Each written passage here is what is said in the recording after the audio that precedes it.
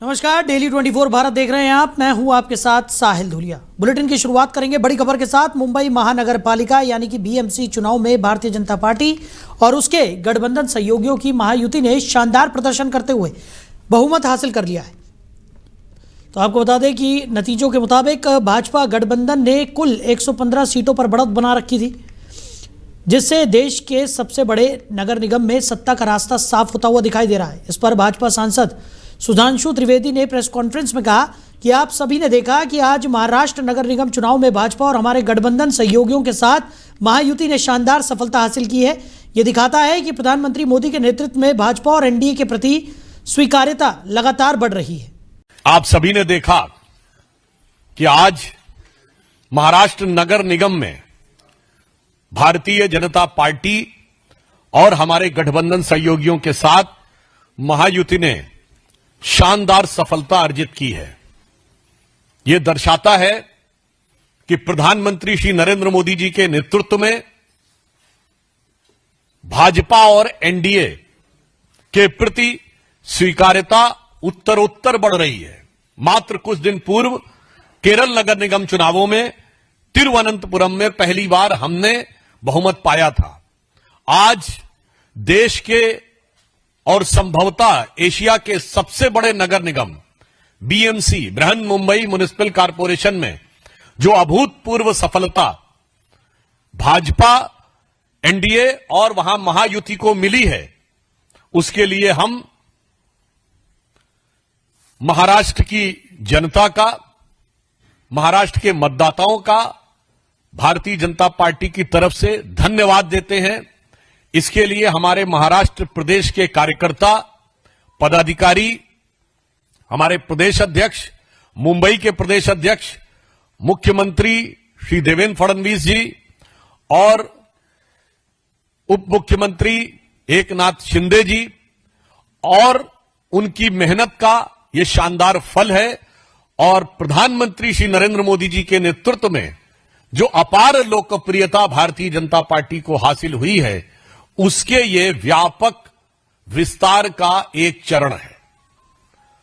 और इसके साथ हम ये भी कहना चाहेंगे कि महाराष्ट्र की धरती, जो भारत के सांस्कृतिक गौरव का केंद्र रही है, छत्रपति शिवाजी महाराज का हिंदवी स्वराज्य जहां से प्रारंभ हुआ, जहां से लोकमान्य तिलक ने पूर्ण स्वराज्य का उद्घोष किया, और जो राष्ट्रवाद के विचारों की उर्वरा भूमि रही है, और जो आज मुंबई, जो विश्व की चौथी बड़ी अर्थव्यवस्था और विश्व की बड़ी अर्थव्यवस्थाओं में फास्टेस्ट ग्रोइंग इकोनॉमी का आर्थिक राजधानी हो, तो मैं कह सकता हूं भारत के सांस्कृतिक गौरव और आर्थिक समृद्धि दोनों के लिए विकास की इस नई इबारत को जो हम प्रधानमंत्री श्री नरेंद्र मोदी जी के रूप में लिख रहे हैं, उसको, उसके ऊपर महाराष्ट्र की जनता ने मुहर लगाई है। आप सभी ने देखा कि आज महाराष्ट्र तो बीएमसी चुनाव में भारतीय जनता पार्टी और महायुति ने कमाल का प्रदर्शन किया है और आपको बता दें कि बहुमत यहां पर हासिल कर लिया है। तो बीएमसी चुनाव में जिस तरीके का प्रदर्शन रहा, उसके बाद प्रेस कॉन्फ्रेंस कर सुधांशु त्रिवेदी ने साफ तौर पर कहा कि जैसा प्रदर्शन रहा है उसने ये साबित कर दिया है कि प्रधानमंत्री नरेंद्र मोदी के नेतृत्व को जनता सराह रही है। और इसी खबर पर ज़्यादा चर्चा के लिए हमारे मैनेजिंग एडिटर रमेश ठाकुर जी हमारे साथ जुड़ गए। रमेश जी, बीएमसी चुनाव के नतीजे लगभग सामने आ ही चुके हैं। बहुमत यहाँ पर भारतीय जनता पार्टी और महायुति ने हासिल कर लिया है, कैसे देख रहे हैं? देखिए, मुझे लगता था कि ये शायद महायुति को भी इतना नहीं पता था और इतनी उम्मीद नहीं किए बैठी थी कि वो इस मतलब इतना बढ़िया परफॉर्मेंस वो करेंगी जी। सदियों बाद, दशकों के बाद जब भारतीय जनता पार्टी का अपना मेयर बनेगा, तो इससे बड़ी बात मुझे लग रहा भारतीय जनता पार्टी के लिए महाराष्ट्र की धरती पे कोई और हो नहीं सकता था। इवन कल जब हम लोग बात कर रहे थे तो मुझे अब तक का परफॉर्मेंस और उसका अलायंस का रहा है, उससे तो ठीक ठाक रहेगा, लेकिन यहां तक स्थिति इतना अच्छा परफॉर्मेंस करेगी, ये उम्मीद मुझे भी नहीं थी। लेकिन ठीक है, पार्टी जिस समय जिस दौर में है और जिस तरीके से वो आगे बढ़ रही है, जी चुनाव चाहे वो निकाय चुनाव हो, विधानसभा चुनाव हो, लोकसभा का चुनाव हो, जहां कोई ज्यादा एक्सपेक्ट नहीं करता था, वहां पे पार्टी परफॉर्म करके जा रही है। उनके नेता जो कह रहे हैं, मुझे लगता है वो सारा का चुनाव हमने देखा था, एंड तक उम्मीद नहीं थी कि भारतीय जनता पार्टी परफॉर्मेंस तो अच्छा करेगी, लेकिन इतना करेगी ये किसी को नहीं पता था। तो मुझे लग रहा है कि आज भारतीय जनता पार्टी का दिन है। महाराष्ट्र में बहुत समय से उन्होंने सपने देखे थे, 3 दशकों से, कि हमारा कभी कोई मेयर बने, तो मुझे लग रहा है वो सपना आज पूरा होता हुआ दिख रहा है। जी रमेश जी, वहीं अगर बात की जाए जिस तरीके से महायुति का परफॉर्मेंस रहा, भारतीय जनता पार्टी ने प्रेस कॉन्फ्रेंस भी की, उसके बाद अपने कार्यकर्ताओं की जो तमाम प्रगति रही है उसको भी यहाँ पर भारतीय जनता पार्टी की तरफ से सराहा गया है। और महाराष्ट्र की अगर हम बात करें तो क्या लगता है आपको, क्योंकि शिवसेना यूबीटी की अगर हम बात करें, उद्धव गुट की बात करें, दूसरी तरफ एमएनएस की बात करें, तो कहीं ना कहीं ये गठबंधन इसीलिए हुआ था ताकि भारतीय जनता पार्टी और महायुति को पटकनी दी जा सके, लेकिन ये गठबंधन तो पूरी तरह से फेल नजर आया। जिस मास्टर स्ट्रोक की हम कल चर्चा कर रहे थे, वो मास्टर स्ट्रोक तो पूरी तरह से यहाँ पर फेल ही रह गया है। और साथ ही साथ अगर बात की जाए तो अब इस गठबंधन पर भी चर्चाओं का बाजार गर्म है कि आने वाले समय में ये गठबंधन रहेगा भी या नहीं रहेगा, राज ठाकरे और उद्धव ठाकरे का। समीक्षा दोनों राज ठाकरे ब्रदर्स से दोनों करेंगे कि एक दौर था जब बाला साहब ठाकरे हुआ करते थे, वो जो एक आह्वान कर देते थे, वो एक जो आवाज जनता में दे देते थे, वो सर्वमान्य होता था, वो लकीर कोई काट नहीं पाता था। अब उनकी नई पौध उद्धव ठाकरे, राज ठाकरे, जो 20 सालों से अलग थे, अलग पार्टियों में काम कर रहे थे, अलग विचारधाराओं को काम कर रहे थे, लेकिन अंततोगत्वा इस चुनाव को लेके दोनों एक साथ आते हैं, विचारधारा सेम होती है। और ये भी लग रहा था कि कार्यकर्ताओं में जोश आया है, कार्यकर्ता बड़े उत्साहित हैं। लेकिन बावजूद भी मैं ये बात कल भी कह रहा था कि जिस तरीके से कार्यकर्ताओं में जोश है और जब रिजल्ट आएगा, क्या वो रिजल्ट में परिवर्तित होगा, तब वो बेस वो हो नहीं पाया। अब यहाँ 2 चैप्टर शुरू होते हैं। पहला तो ये, क्या ये जो जैसे आपने कहा कि ये जो गठबंधन है दोनों भाइयों का, क्या यथावत रहेगा, ये आगे भी चलता रहेगा, ये अपने आप में बड़ा सवाल है। दूसरा सवाल ये है कि राज ठाकरे अब खुद से समीक्षा करेंगे, क्योंकि जब उन्होंने महाराष्ट्र नवनिर्माण सेना जब उन्होंने बनाई थी शिवसेना से अलग होके, तो उनको ये लगता था कि मैं राज ठाकरे का जितना भी एक जो उनकी वैल्यू रही है और जो उनका एक दमखम रहा है, वो सारे मैं अपने कब्जे में ले आऊंगा। पहला चुनाव लड़ा, इक्का दुक्का सीटें आई, दूसरा चुनाव लड़ा, 0 हो गई। उसके बाद जितने भी उन्होंने चुनाव लड़े, तो सारे के सारे तकरीबन उनके जो जितने भी कैंडिडेट थे, सबकी जमानतें जब्त हुई। तो उन्होंने सोचा कि अगर ऐसे ही चलते रहे तो भाई नेता के एक ताकत क्या होती है, जनाधार होती है, उसके सपोर्टर होते हैं। जब वो ही नहीं रहेगा तो उसके लिए क्या होगा। तो ये आनन फानन में जो जितना भी इनको बीच में कॉन्फ्लिक्ट था, उसको खत्म करा और दोस्ती करी, भाईचारे का हाथ इन्होंने बढ़ाया कि भैया चलो कम से कम अपनी जो राजनीति है उसको बचा लो इस निकाय चुनाव के जरिए। लेकिन मुझे लग रहा वो भी असफल होता हुआ दिखाई देता है। और यहाँ से मुझे लगता नहीं कि ये जो दो भाइयों के बीच में जो भाईचारा है लंबे समय तक चलेगा, क्योंकि अगर यहाँ से अगर ये भाईचारा खत्म होता है तो ये समझ लीजिएगा कि Shivsena in future the end हो जाएगा। जी रमेश जी, वहीं पर एक और सवाल यहाँ पर यह भी खड़ा हो रहा है कि उद्धव ठाकरे को सबसे ज्यादा नुकसान कहीं उनके सेकुलरिज्म का तो नहीं हो गया, क्योंकि लगातार देखने को मिल रहा था कि सेकुलरिज्म को लेकर वो लगातार अपनी बातें रखते हुए नजर आ रहे थे। और क्या यही वजह है कि इस चुनाव में उन्हें इतना बड़ा खामियाजा यहाँ पर भुगतना पड़ा है? नहीं, बहुत बेहतरीन सवाल है। जो अब तक जो आपने जो कही उसका लब्बो लुभाव आपके इस सवाल में ही है। देखिए, जब आप सेकुलर होते हो और इस शब्द को कभी भी बाला साहब ठाकरे ने अपने जीते जीते एडमिट नहीं करा। उनका एक ही विचारधारा थी, एक ही लाइन थी, एक ही लकीर थी, हिंदुत्व। जी अब जिस तरीके से हमने बाबरी मस्जिद को देखा तोड़ते हुए, जब बाबरी मस्जिद तोड़ी जाती है तो उनसे रिपोर्टर्स जब उन जीते जी उनसे पूछते हैं, और कोर्ट में भी, इवन महाराष्ट्र हाई कोर्ट में जब ये बात आई थी और इलाहाबाद कोर्ट में भी आई थी, जब इनको तलब करा गया था तो जज ने कहा था क्या आप अपनी इस हरकत पे क्या शर्मिंदा है? उन्होंने कहा नहीं, मैं बिल्कुल शर्मिंदा नहीं हूँ, मैंने जो करा वो सही करा, डंके चोट पे उन्होंने कहा। तो वहां से उनकी जो विचारधारा थी उस पे मोहर लग जाती थी कि हिंदुत्व की विचारधारा ये है। अब क्या हुआ, धीरे धीरे ये चीजें छीन होती गई। उनके जो बेटे थे उद्धव ठाकरे और दूसरे राज ठाकरे चचेरे, तो इन लोगों ने उस चीज को ज्यादा कंटिन्यू नहीं कर पाए।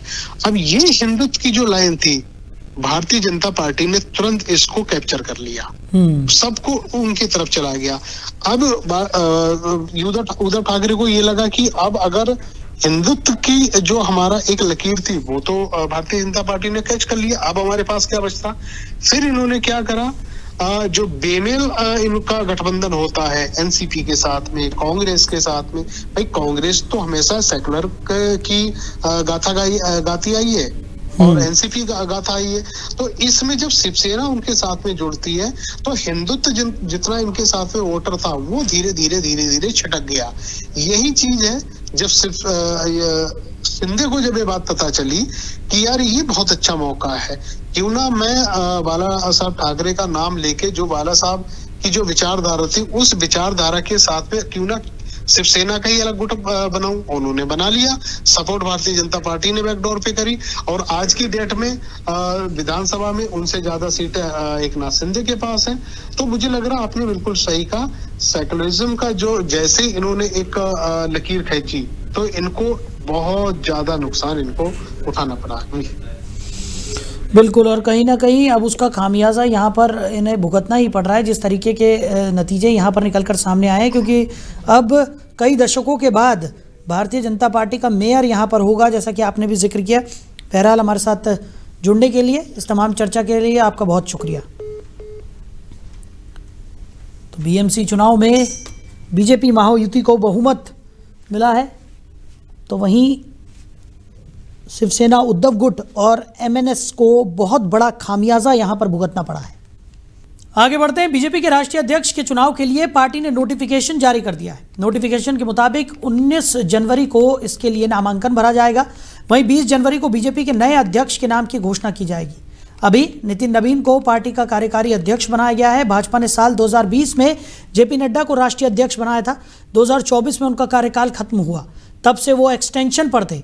फिलहाल ऐसा माना जा रहा है कि नितिन नवीन को पार्टी निर्विरोध अध्यक्ष चुन सकती है और बीजेपी के राष्ट्रीय रिटर्निंग ऑफिसर के लक्ष्मण के चुनाव का शेड्यूल जारी किया गया है और कहा गया है कि अगर जरूरत पड़ी तो 20 जनवरी को वोटिंग होगी और उसी दिन नए चुने गए बीजेपी राष्ट्रीय अध्यक्ष के नाम की आधिकारिक घोषणा कर दी जाएगी।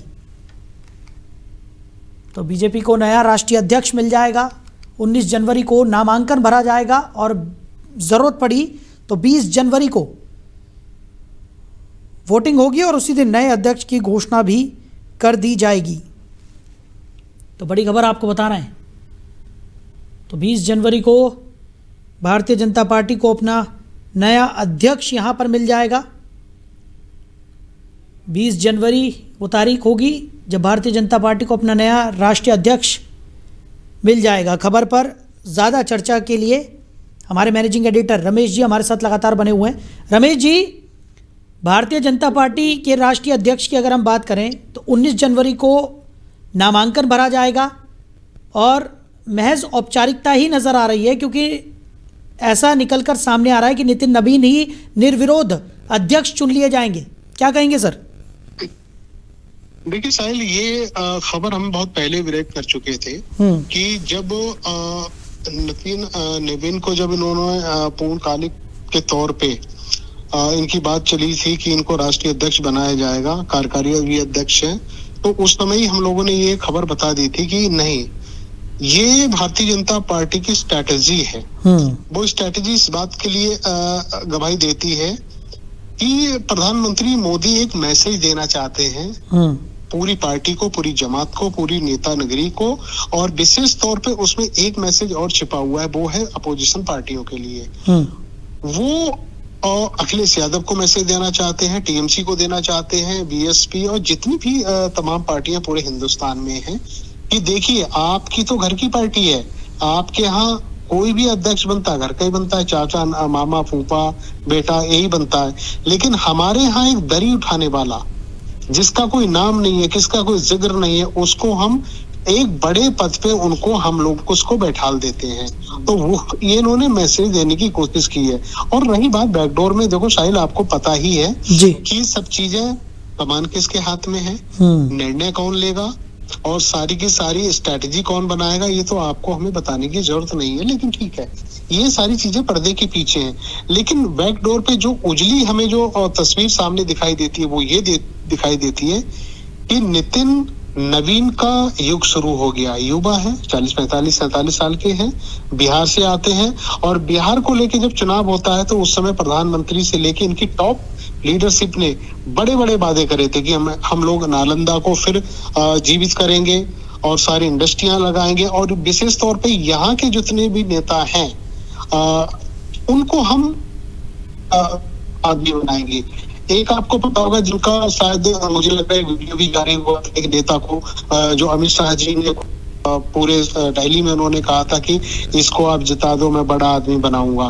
तो इस तरीके के कई नेताओं के बारे में उन्होंने कहा और जो कहा वो भारतीय जनता पार्टी करती जा रही है और ये ठीक है क्योंकि भारतीय राजनीति में बदलाव होना चाहिए। भाई कोई किसी की जागीर तो है नहीं, किसी ने पार्टी बनाई है, पार्टी कोई घर की थोड़ी है, उसमें कई लोग जुड़े हुए हैं, बाहर के भी लोग जुड़े हुए हैं, तो उसमें जो दरी बिछाता है तो उसका भी नाम आना चाहिए और जो एक क्लर्क का काम करता है उसका भी आना चाहिए।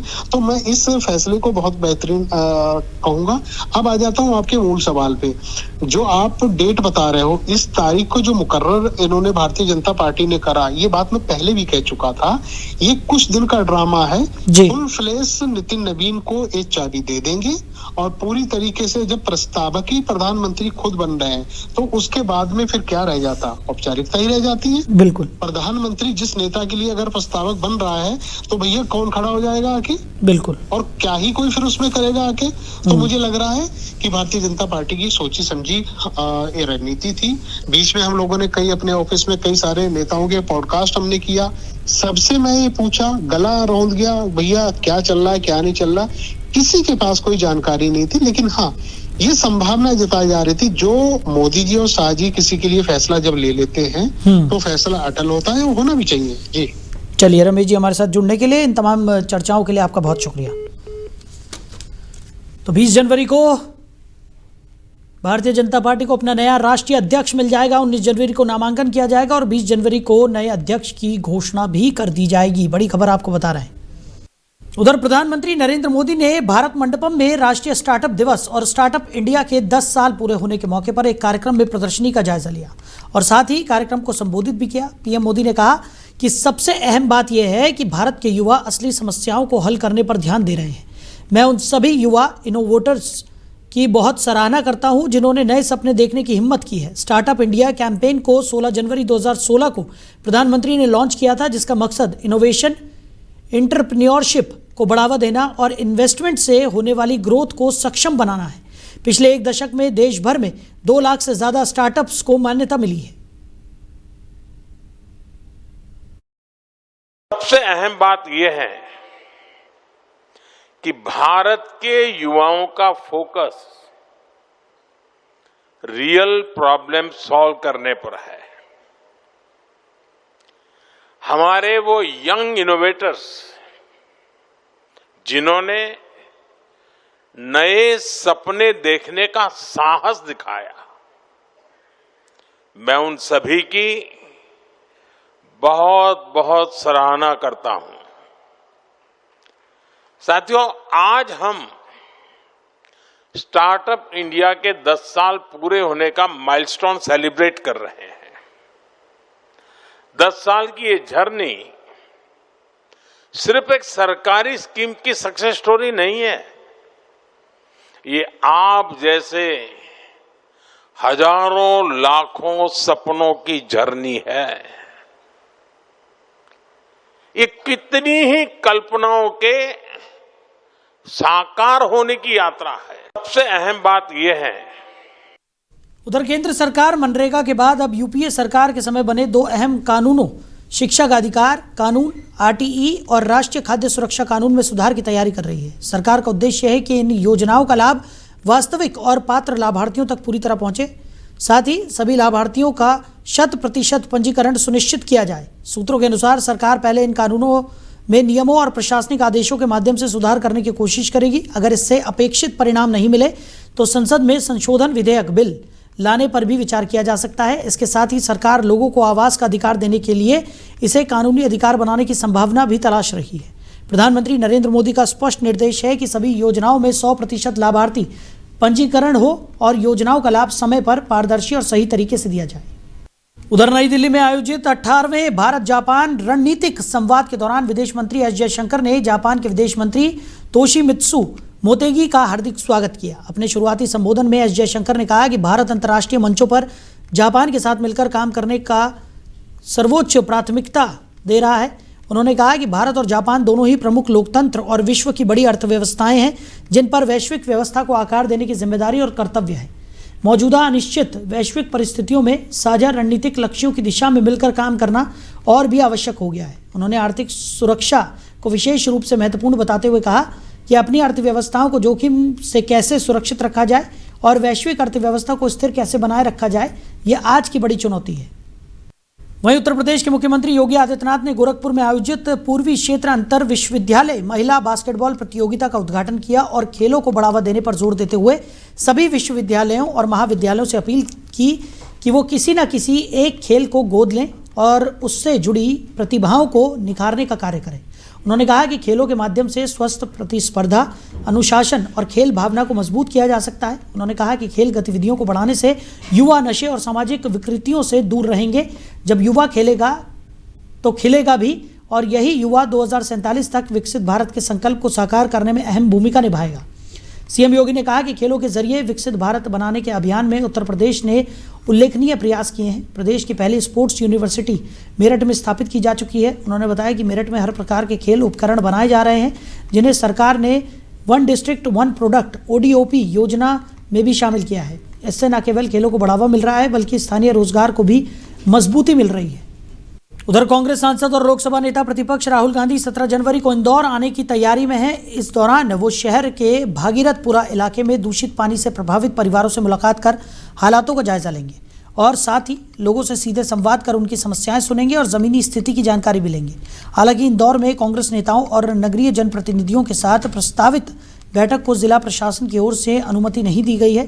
कांग्रेस की ओर से राहुल गांधी की बैठक के लिए अभय प्रशाल और आनंद मोहन माथुर सभागार में कार्यक्रम प्रस्तावित किया गया था। इस बैठक में प्रदेश भर के पार्षदों, महापौरों, नगर पालिका और नगर परिषद के अध्यक्ष और उपाध्यक्षों को शामिल होना था। कांग्रेस ने इस कार्यक्रम के लिए करीब 1000 लोगों की उपस्थिति की अनुमति मांगी थी, लेकिन जिला प्रशासन ने बैठक को स्वीकृति देने से इनकार कर दिया। बैठक की अनुमति न मिलने के बाद कांग्रेस नेताओं ने प्रशासन के फैसले पर नाराजगी जताई है। उधर अमृतसर में अमृतसर ग्रामीण पुलिस ने केंद्रीय एजेंसियों के सहयोग से एक बड़े इंटरनेशनल नार्को टेरर मॉड्यूल का खुलासा किया है। DIG border range Amritsar Sandeep Goyal ने जानकारी देते हुए बताया कि इस कार्रवाई में 3 आरोपियों को गिरफ्तार किया गया है। पुलिस ने आरोपियों के कब्जे से लगभग 5 किलो हेरोइन के साथ कई अंतर्राष्ट्रीय हथियार भी बरामद किए हैं। ये मॉड्यूल सीमा पार से संचालित किया जा रहा था और इसका इस्तेमाल नशे की तस्करी के साथ साथ आतंकी गतिविधियों को बढ़ावा देने के लिए किया जा रहा था। डीआईजी संदीप गोयल ने बताया कि जांच के दौरान इस नेटवर्क से जुड़े 3 अन्य लोगों के नाम भी सामने आए हैं, जिनकी गिरफ्तारी के लिए पुलिस लगातार दबिश दे रही है। पूरे मामले को राष्ट्रीय सुरक्षा से जुड़ा मानते हुए जांच एजेंसियां हर पहलू से पड़ताल कर रही हैं। इस कार्रवाई से नशे और आतंक के गठजोड़ को बड़ा झटका लगा है। आगे की जांच में और भी अहम खुलासे होने की संभावना जताई जा रही है। आपके माध्यम से सबसे पहले मैं पंजाब सरकार की वचनबद्धता को दोहराना चाहता हूं, जिसमें हमें सख्त आदेश हैं कि पंजाब को ऑर्गेनाइज्ड क्राइम, गैंगस्टरवाद, नशा की जो कुरीति है, इससे निजात और उसको फ्री करना है। उसके ही लड़ी के चलते हुए आज अमृतसर रूरल पुलिस ने सेंट्रल एजेंसीज के सहयोग से सत्ता नशहरा जो गैंगस्टर है उसके तरफ द्वारा चलाया गया इंटरनेशनल नार्को टेररिस्ट मॉड्यूल को बस्ट किया है। इसमें अभी तक 3 गिरफ्तारियां हो चुकी हैं, अजुल की, दिलप्रीत कौर की और एक है प्रथम शर्मा। और अभी तक जो इनसे जो बरामदगी हुई है उसमें तकरीबन 5 किलो हेरोइन है, 4 विदेशी पिस्तौल हैं, 2 ग्लॉक हैं और इसमें 2 PX5 पिस्टल्स हैं। आपके माध्यम से सबसे पहले मैं पंजाब। वहीं संयुक्त राष्ट्र सुरक्षा परिषद यानी कि UNSC की आपात बैठक में अमेरिका ने ईरान को लेकर सख्त रुख अपनाया है। अमेरिकी राजदूत माइक वॉल्ट्ज ने स्पष्ट शब्दों में कहा है कि राष्ट्रपति डोनाल्ड ट्रंप ने ईरान में चल रहे विरोध प्रदर्शनों पर हो रही क्रूर दमनकारी कार्रवाई को रोकने के लिए सभी विकल्प खुले रखने का फैसला किया है। उन्होंने कहा कि अमेरिका ईरान में हो रहे कथित नरसंहार को बर्दाश्त नहीं करेगा। माइक वॉल्ट्ज ने ईरान के लोगों की बहादुरी की सराहना करते हुए कहा कि ईरानी जनता ने अपने इतिहास में शायद पहली बार इतनी मजबूती और एकजुटता के साथ आज़ादी की मांग उठाई है।